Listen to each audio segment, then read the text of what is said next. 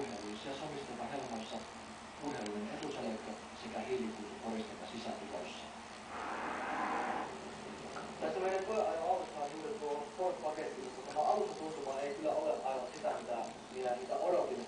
Bilsteinin iskuvaikutus on todella hyvä ja napakka, mutta sitten ovat iskuvaikutukset. Erikoinen ajan voisi sanoa. Iskuvaikutusta löytyy.